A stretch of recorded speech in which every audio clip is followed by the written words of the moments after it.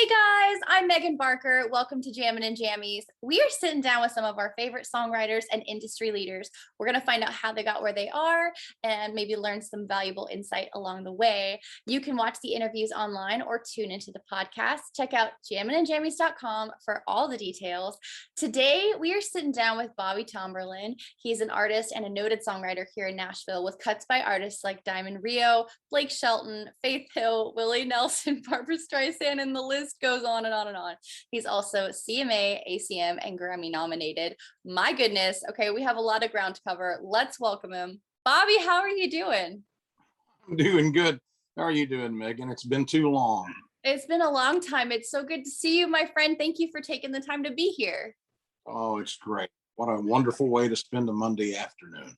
Amen. I agree. I'm in my pajamas, so I'm nice and comfy. Do you want to just start by telling everyone where you're from and how you got into music?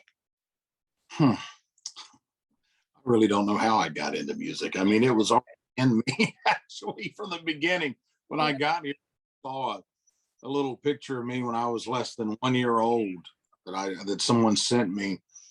And I was, had overalls on and had them stuck in cowboy boots and was holding a little guitar and my mouth wide open. So I'm talking about day one. I think the story goes, I would cry if the radio was off when I was 3 months old. Wow. But, from a town, Luverne, Alabama, population, I think around 2,500, the friendliest city in the South. That's on the sign as you drive in. And two-stoplight town, and just loved music. And again, as far back as I can remember, just had the records. I didn't play with toys much.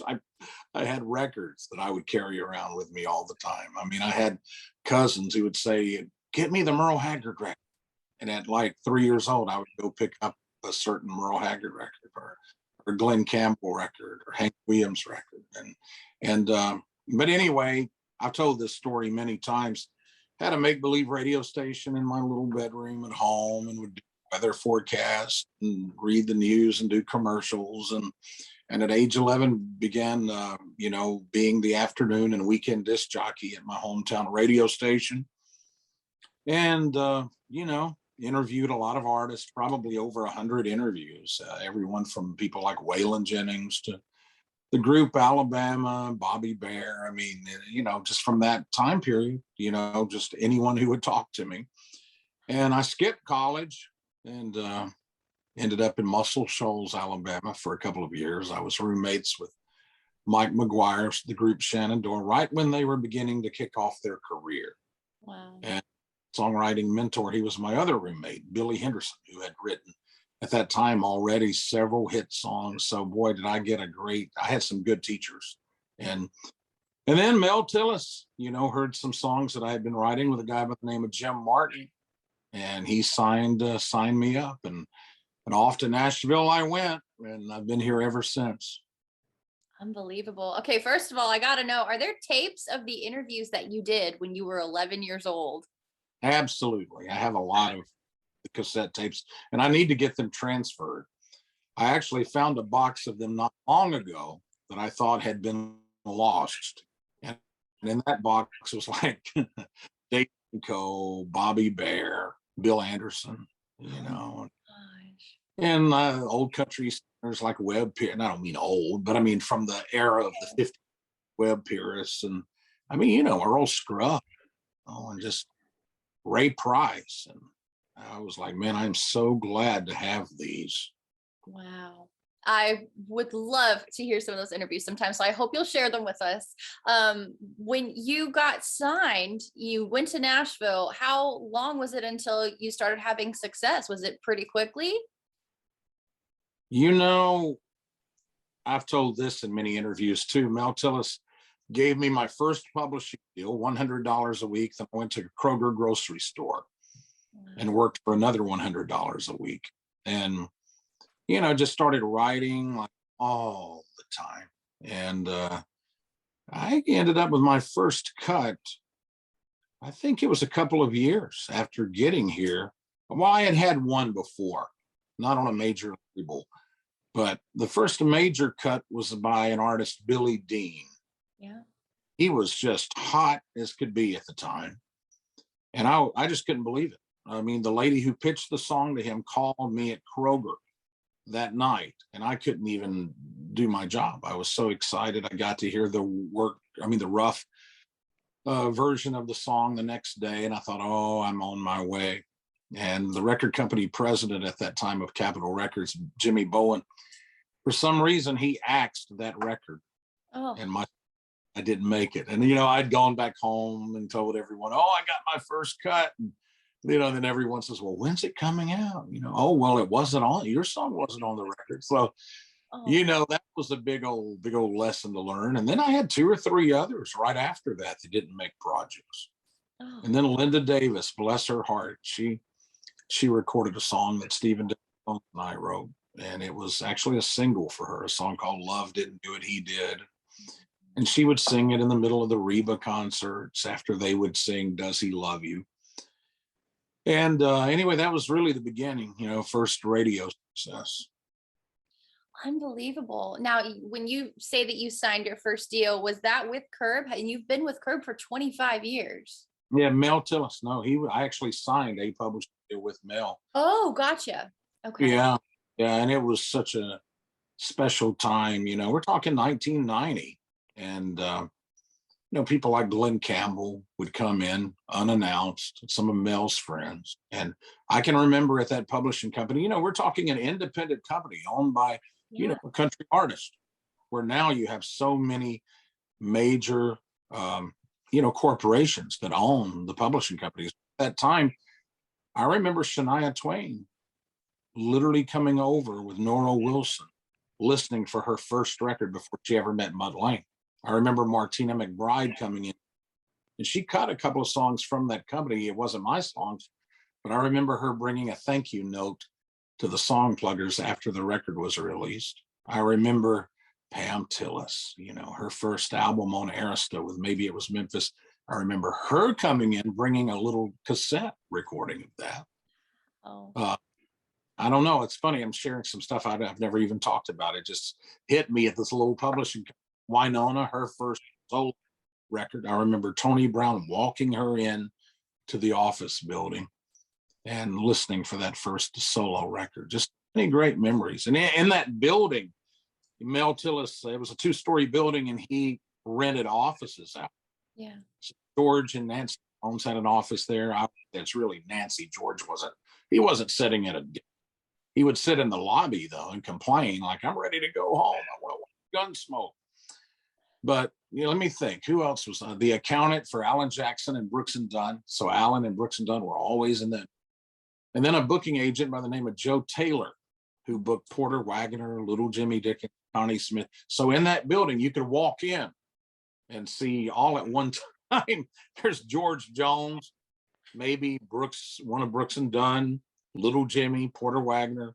I mean, it was welcome to Nashville. It was really, and you know, I knew it was special, but now I look back, how special. Right. You know?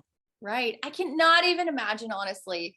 You know, I was going to talk about this later, but this is kind of a perfect segue. You put out a song this year called I've Lived Country Music. Yeah. All of what you're talking about, you reference a lot of that in the song.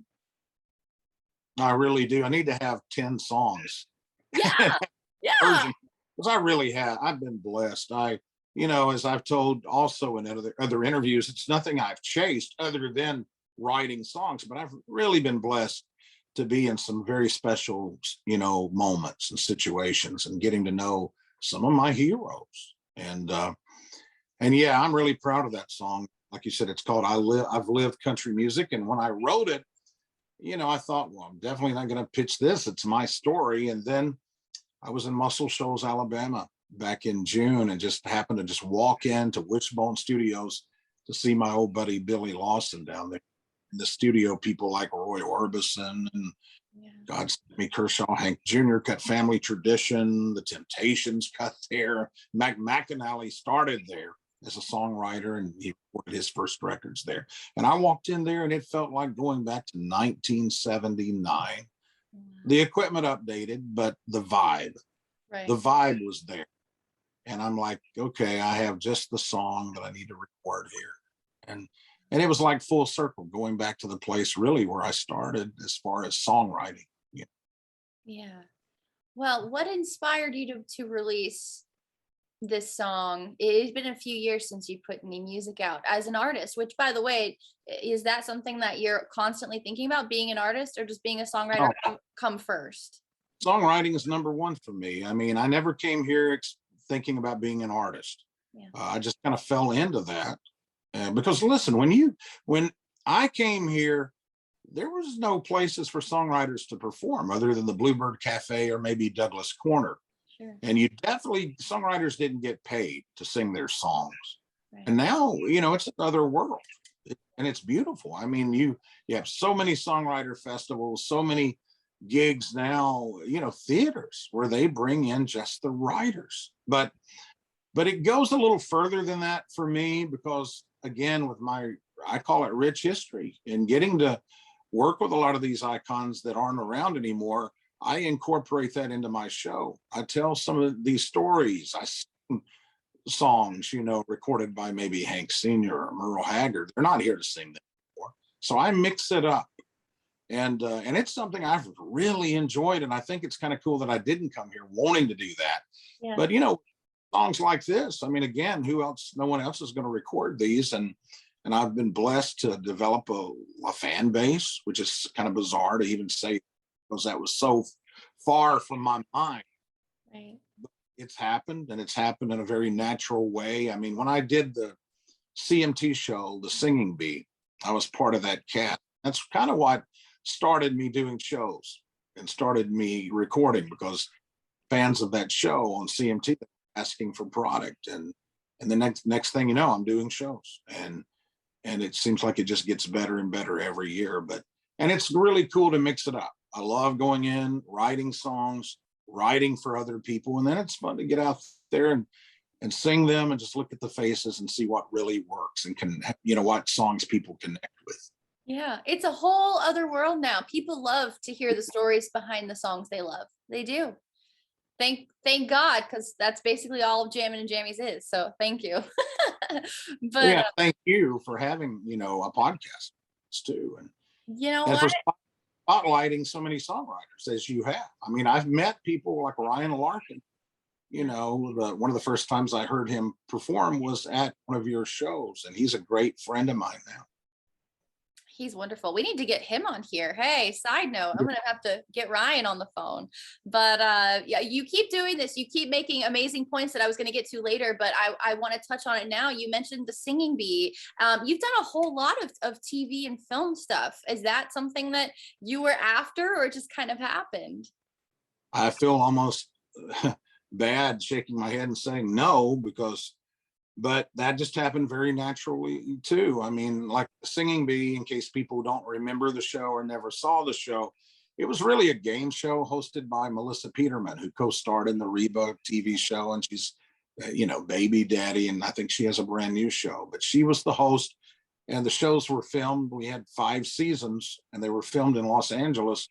We had a full cast of singers, band members, Songwriter Hall of Fame member Steve Dorff. He was the leader, and we would sing a little bit of the song, and then the contestants would finish it, and it just ended up being a huge show. And I did that show, and I've been on a lot of other TV shows, and I've been involved in 2 or 3 films. One that I'm really proud of called Wheeler, that I actually just played myself, and Stephen Dorff and Chris Christopherson starred in the film, and we filmed it here in Nashville. It was about a dreamer from Texas who wanted to come to Nashville. Not really that much of a unusual story, but there's definitely some twists and turns that you don't see in most films like this. And there really weren't actors other than Stephen and Chris, and for the most part, everyone played themselves, like Bart Herbison with the Songwriters Association, producer Jim Ed Norman, band members like Jeff King, Mike Johnson, Jimmy Nichols, Ron Harmon from the Country Music Hall of Fame, and it was, real waitresses in the diners. And if you haven't seen it, check it out. It's actually on Amazon right now. It's one of their featured films that you can get free. And it's really a cool movie. We will link it so that people can find it. Oh. We'll post about it and all of that, because I've been meaning to check it out. I remember you talking about that a couple years ago when you guys were, I guess, finishing it up. So yeah, we all need to go watch that. I would love to. Well, I'd love to see you play yourself. What a role. Well, it was easy. I didn't have to learn the script. That's awesome. Okay. I want to talk a little bit about songwriting, because you've spent your entire life being a songwriter and pursuing this. Who were some of your mentors? Well, the first mentor was my old roommate in Muscle Shoals. His name was Billy Henderson. He wrote the song 10,000 Angels for Mindy McCready. He had he said cuts on Big and Rich, Gretchen Wilson, Jerry Reed, Crystal Gale. I mean, and he's still writing. I actually finished a new song with him, he and Lance Miller and I, this year. But he was home working at the radio station in Andalusia, Alabama, taking care of his sick parents. And he was there just for a few months. I went in after high school and worked at this station for a couple of years before going to Muscle Shoals. And he, at that point, I had decided that I don't think I'm going to go to Nashville. I didn't have confidence. My dad brought me up here, and hope I'm not being too long-winded with these stories. No, not at all. I love it. Well, anyway, my dad, he's like, okay, you've never been to Nashville. We're going to go spend a few days. And, it was just like the country music version of the Land of Oz for me. Getting off at Demumbrian, we stopped at a Shoney's restaurant. You remember that Shoney's right there on Demumbrian? I do, yes. Yeah. Well, I'll never forget. We get out of the car, walking in, Minnie Pearl is walking out. Lacey J. Dalton, who had the big hit 16th Avenue, she's smoking a cigarette outside the restaurant. And then Farron Young, legendary country singer, Hello Walls, there he is in the restaurant. And I'm like, oh, I thought I had really died and gone to hillbilly heaven. And, spent a few days, went to Grand Ole Opry. At that time, Demumbrian was not the Tin Roof and all those bars. It was Hank Jr., a museum, Waylon Jennings, a museum, Loretta Lynn Western Wear, Alabama Gift Shop, Conway Twitty Record Shop. And it was just magical. But after a couple of days, reality was kicking in. We were driving up and down Music Row, 16th, 17th, and 18th. And I'm like, how do you get into any of these buildings? Yeah. It seemed like, from the street to getting in the front door felt like a million miles away. And I just kind of, again, from a small town, felt very safe, secure, worked in radio. I got back home and I thought, I just don't think I can do it. It's going to be a lot tougher than I ever imagined. So I was going to go to work at a little radio station outside of my hometown. The station I had worked at growing up had burned down. Oh, God. Yeah. So I was going to work in Greenville, Alabama, about 20 miles away. And Hank Williams' cousin, Edna, called me and she says, we know the manager of this radio station in Andalusia. It's not a big city, but for some reason they have a 100,000 watt FM station. And I said, no, I'm going to go to Greenville. No, we're driving you to at least meet with the manager of this radio station. And I didn't want to go. And I went with them. Never forget, pouring down rain day. I walk inside and they introduced me to the manager of the station. And he says, well, you know what? We do need an announcer for the AM station. And they both, AM and FM, were in the same building. And he says, see that guy right there in the FM control room? His name is Billy Henderson. And he's had songs recorded by Crystal Gale, T.G. Shepherd, and Jerry Reed. He says he's home taking care of his parents who were very sick. He's going to be here for maybe 2 or 3 more months getting this situation taken care of. And he said, then we'll move you to the FM, but you're going to be working on the AM while he's on the FM. Wow. And I had heard about him for 3 or 4 years. I'd never met him. And then I started pitching him song ideas, and eventually he started working on them. Then he went back to Muscle Shoals And then they had a radio opening up there. He came home one week. He says, you know, Bobby, Marty Rabin, the lead singer of this new group, Shenandoah, has been roommates with me and another member, Mike McGuire. And he said, he's moving out. He's gotten married. And then we have a room, $69 a month. Wow. And I thought, this is just like a God thing. This is just meant to be. So I gave my notice, and I got the radio gig in Muscle Shoals and moved in, and Shenandoah was just on the verge of having their first hit. And I mean, I almost get emotional even talking about it, because, you know, sometimes I forget really how, again, it's just how God works. And I, you know, I wasn't even trying to be in control of this situation. That's why I knew it had to be right, because I didn't even want to go to work at that radio. And Hank Williams' cousin, and Hank Williams being my first inspiration and influence, his cousin led me there. And It almost sounds like you were fighting destiny for a minute there. I was afraid of it. Yeah. I'll admit that. It's very intimidating, you know. And can you imagine now coming into this town? And back then, really, it was like, come on in. It wasn't as, I mean, it was hard, but it wasn't as hard as it even seemed back then. But I moved to Muscle Shoals, worked at WLAY radio, and I learned from some of the best. And boy, those writers in Muscle Shoals, Robert Byrne, Walt Aldridge. I met Stephen Dell Jones my very second day there.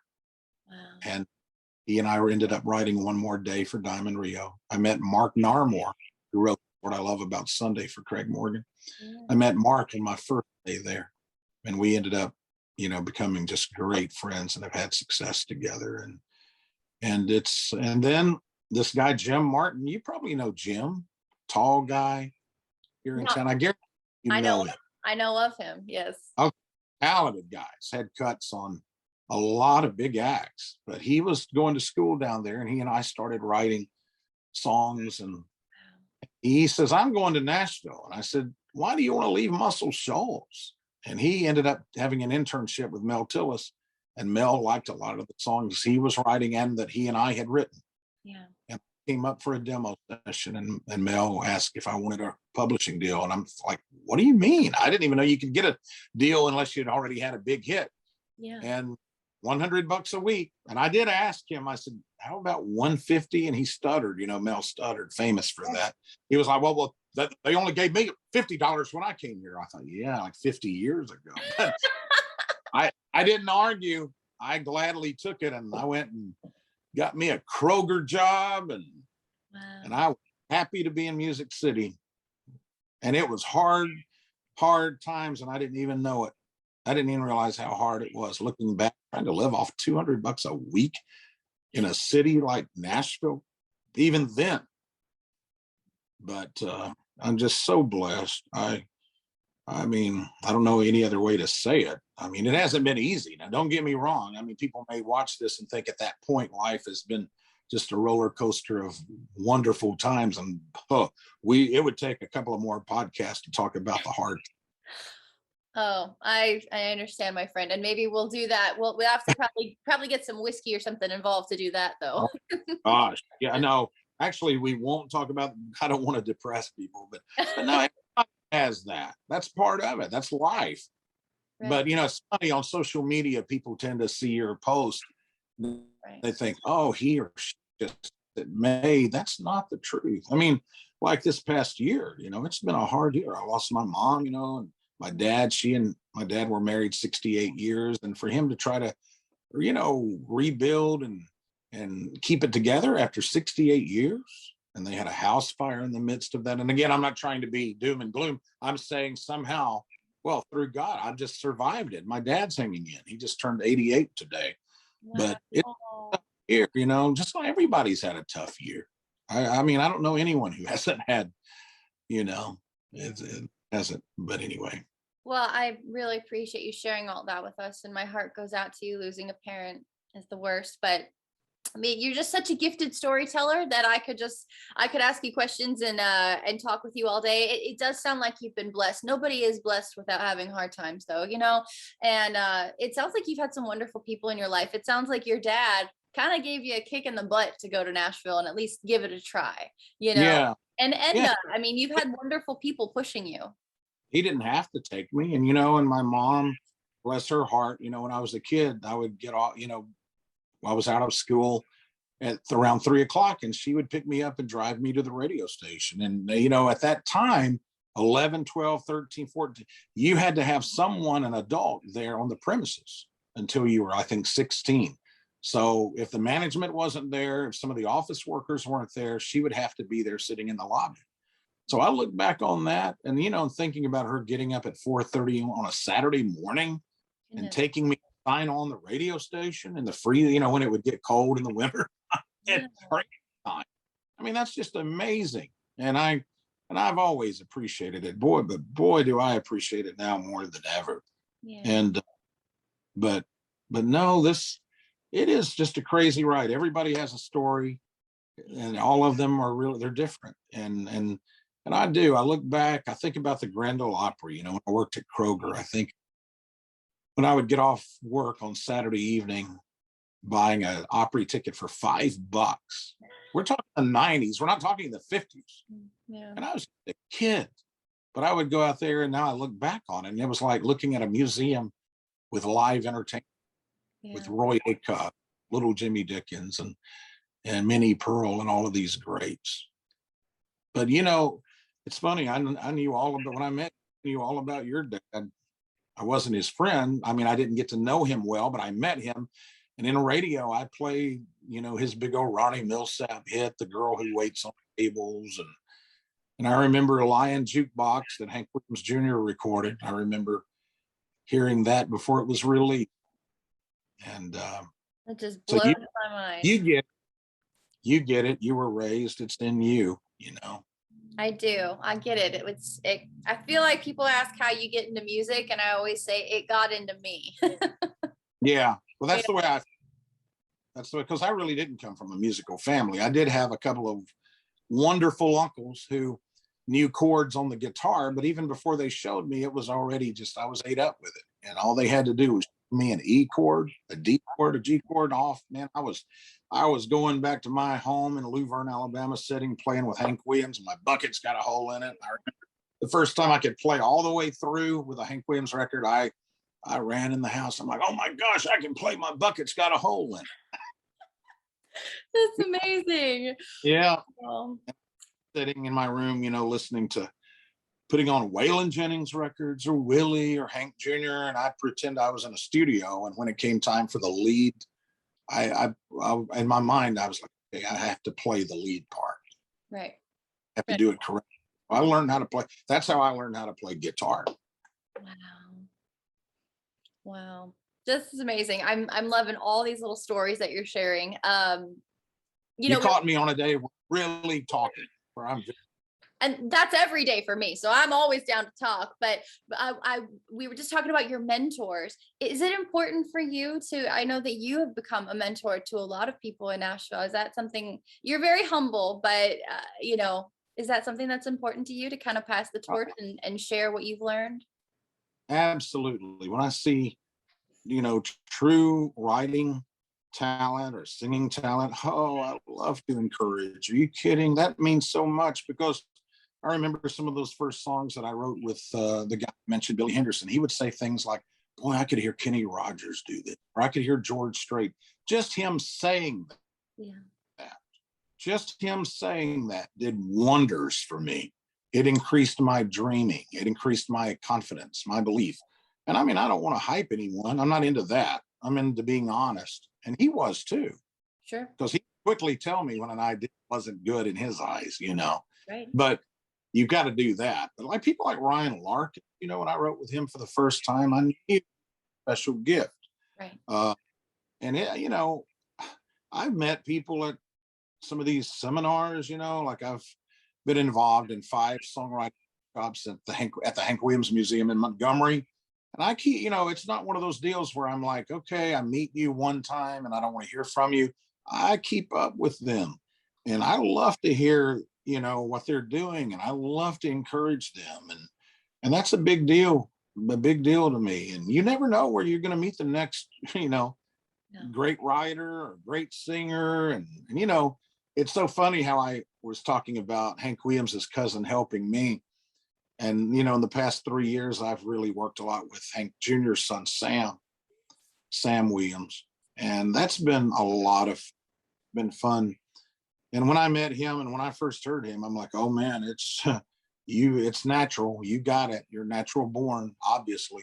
Yeah. And it's been now he just signed a deal with Universal, and that's been wonderful to see that and see his growth. Of course, it sure hasn't been easy for him. He just lost his sister, Katie, Right. last year in a car accident. And but he's just a natural. And there's many out there. There's so and I love it. That's the fun part. I don't want to just get in a corner and work with the same people all the time.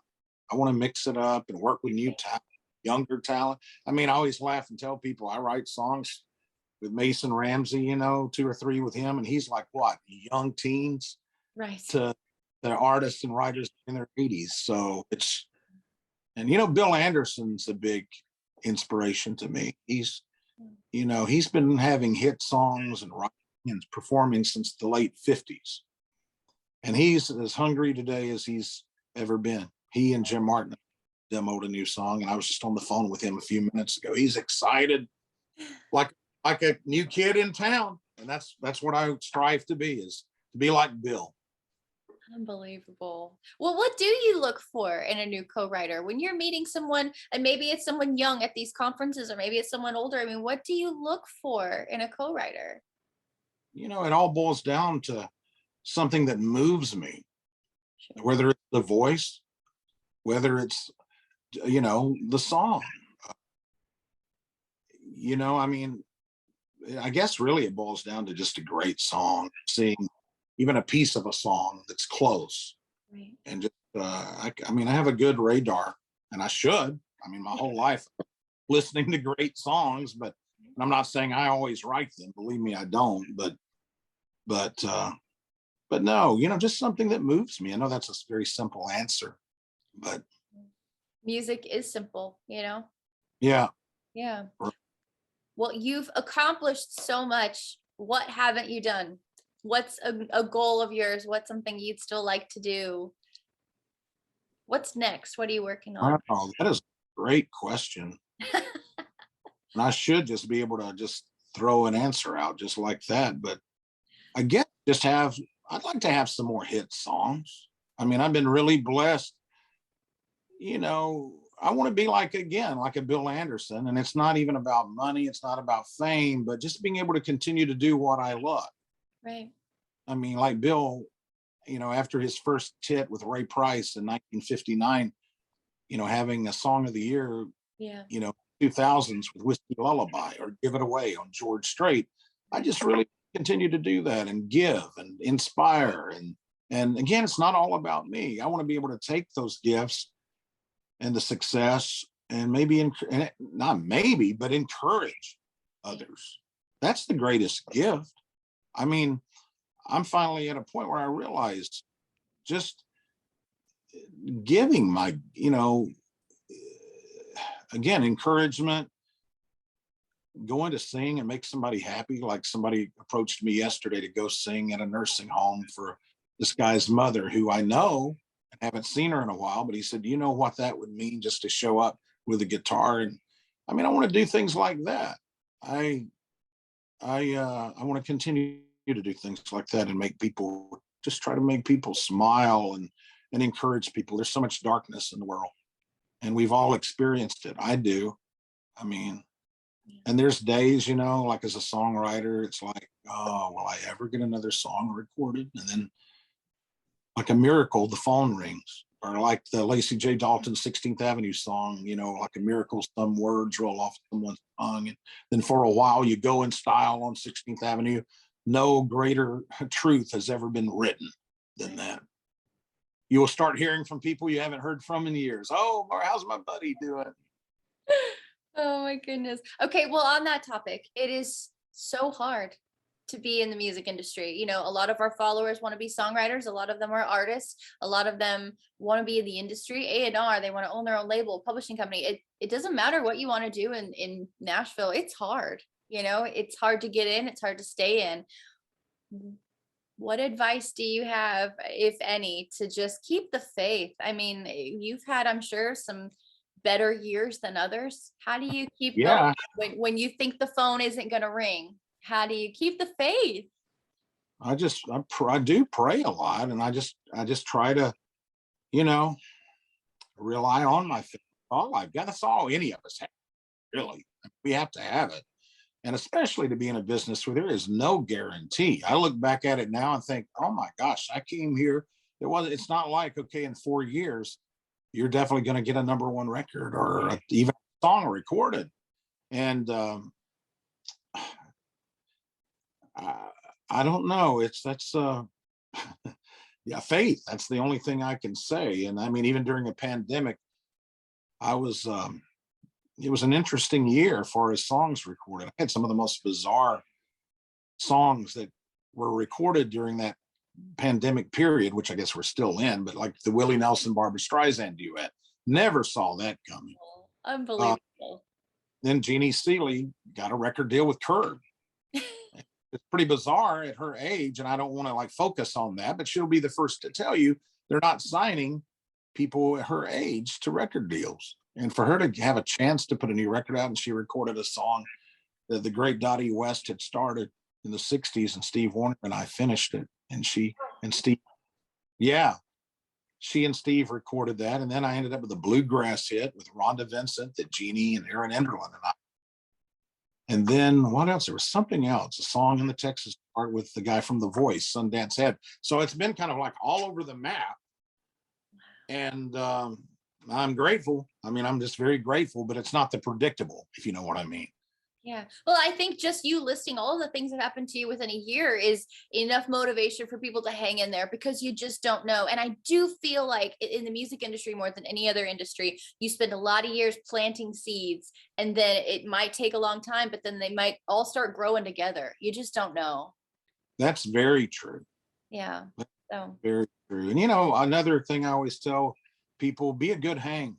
Don't go into the writing room just angry or complaining. And you know, I'm definitely not one of those writers like, well, the way we did it back in 2005 or 1998. Nobody wants to hear that. I didn't want to hear that from people when I first came to town, and that's not encouraging. And plus, I just don't feel that way. I mean, I want to keep growing too. I haven't learned everything. I can learn from a lot of these, and I have learned. I am learning from a lot of the new writers that I've worked with. And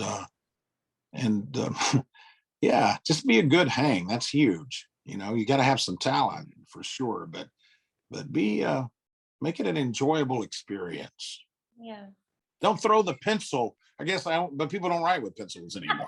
I had writing early in town where a lady threw a pencil my way. She didn't like it because I made a suggestion to change a lyric. Wow. Okay. Yeah. Well, maybe you should be able to take a little bit of constructive criticism too. Maybe there's some words of wisdom Hey, there too. listen, I have been, you know, I'll never forget. It had only been 2 or 3 years after, you know, Steve and Del Jones and I were nominated for a Grammy, a CMA, and an ACM for One More Day. A guy that was working at the publishing company called me in and literally picked up a CD where I had recorded my vocal on a song and threw it against the wall and say, "Don't sing your own songs. I will not pitch anything with your vocal on it." Oh my gosh. And the only reason I'm sharing that, believe me, I'm not carrying around baggage. I'm just saying you can have one of the biggest years yet and still have to deal with crap like that. Absolutely. That's why I'm sharing that. Man. And you know what? Messed with my mind a little bit. I quit singing. And guess what? I ended up on that CMT show just a few years later. And I thought, well, it must not be terrible. My goodness. I hate that. But Oh, no, no, it's good. Yeah, something All good came good. out of it. Yeah, I feel like a lot of people, maybe everybody at some point has that experience in some But fashion. now, if somebody said that to me, I'd be like, fine, don't listen to it. Yeah, yeah. It's Listen to funny how we yourself. grow. It is. It is. It's It's a then journey. it made me walk out of the room with my head down, and hey, listen, if you don't like my singing, that's all right, but you don't have to say never sing and throw my CD away. you know, Sounds like he was but be having a bad day. nice to people, be kind to people, you know. Yeah, there's no reason to never be kind. Absolutely. I just realized how long I've kept you. I just love Have talking you? to you. Oh, this is short. This is I short. just last Sunday night, an hour and a half. Did you really? We Yeah, try. I try to keep it under an hour if I can, just because I don't know. I just was I, kind of shooting for that, but I really do love talking to you. In fact, we might have to do a part two sometime if you're up for it, because you just have the most amazing stories. One more question before you go, if you don't mind. You have no, all these amazing stories of people that you've met, things you've experienced, wonderful things you've done. Is there one moment that stands out the most? It doesn't have to necessarily be your favorite, but just one moment that just blew you away. I can never name one moment. I mean, I can throw about 4 or 5 at you, and not that they're the biggest, because it's hard. It's hard for me to name a moment. I mean, when you ask that, immediately I think of singing on stage with Loretta Lynn.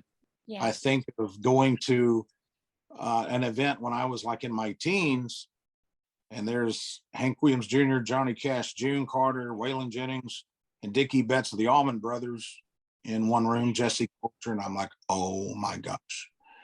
Wow.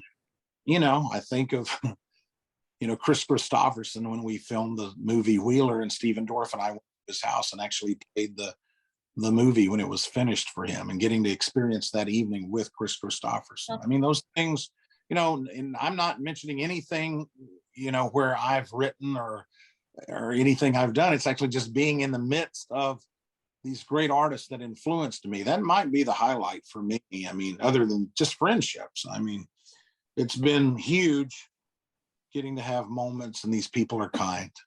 Yeah. Now, if they'd have been jerks, that wouldn't be a really beautiful memory. But I can't think of a bad one of people that I've looked up to. No one has disappointed me. That's amazing. And because they say don't meet your heroes, you've met a bunch of your heroes. I've never experienced that. I mean, I was sound engineer for Whispering Bill Anderson for like 3.5 years before I started having songs recorded. And I met a lot of people out the road with him. We did a lot of package shows, and I mean, everyone was just so kind. I mean, definitely some more open than others. I mean, Sure. but just great memories. Wow.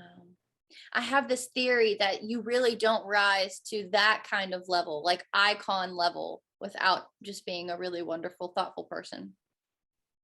Dolly Parton. I mean, I've Right. had a couple of moments with Dolly, one really good visit last year, and just so kind. Here, let me get you some bottled water. Let me, and just so kind. Beautiful, beautiful spirit.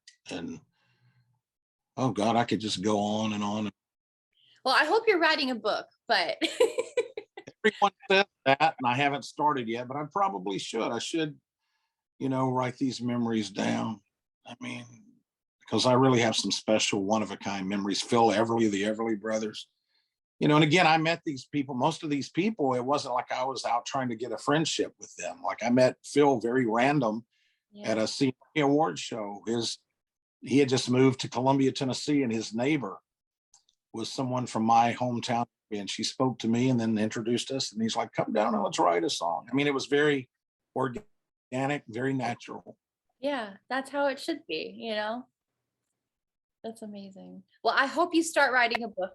And I just can't tell you how much I appreciate your time and your stories and your energy and, the positive influence that you have on young writers and in Nashville in general. You've been an inspiration to me for sure. And I'm grateful. Jammie and Jammie, really grateful. I'm not just saying it because we're doing this podcast, but you're very talented as well. You really have just great melodies, and and really good lyrics. But then again, you should. I mean, look at your. I always say that about people from families. I was telling Tess Frizzell that the other day. Her uncle, Lefty David Frizzell, her dad Alan, who's had hits, her grandmother Dottie West, mother Shelley West, and then I looked. I said, "Man, you're really a great writer." But then I thought, you should be. You're not, but your dad, though. And I really, I knew, when I met you, I'm like, oh, I know his songs. He wrote that big Mo Bandy hit, "I Cheated Me Right Out of You," right? Yeah, it's just amazing when I met you. That meant so much to me because it was a long time ago. People don't really know him all the time. So it was really special for me that you knew him and you knew his songs, and it made me tear up. It was a very special moment for me. Well, when I was in radio, I remember I played records. And I would look at the songwriter's name, and for some reason, his name stuck out. There was something about Bobby Barker. Here's Ronnie Millsap, the girl who waits on tables. Wow, I wish I could have been around for those times, man. Oh boy, me too. Right. What a time! Me too. Goodness. Oh gosh, it would have been something. I mean, now I'd be a lot older, but boy, to experience a little bit of the 60s, 70s, and even 80s in Nashville. The Possum Hop, George Jones's club. Right? I probably wouldn't be alive though. Yeah, we would have gotten into some trouble back then, probably. Oh, no doubt. Oh, it's such a treat to talk to you. Please, let's do this again because I feel like we have more to talk about. Absolutely. Thank you so much. Stay safe. We'll see you soon. Thank you. You bet.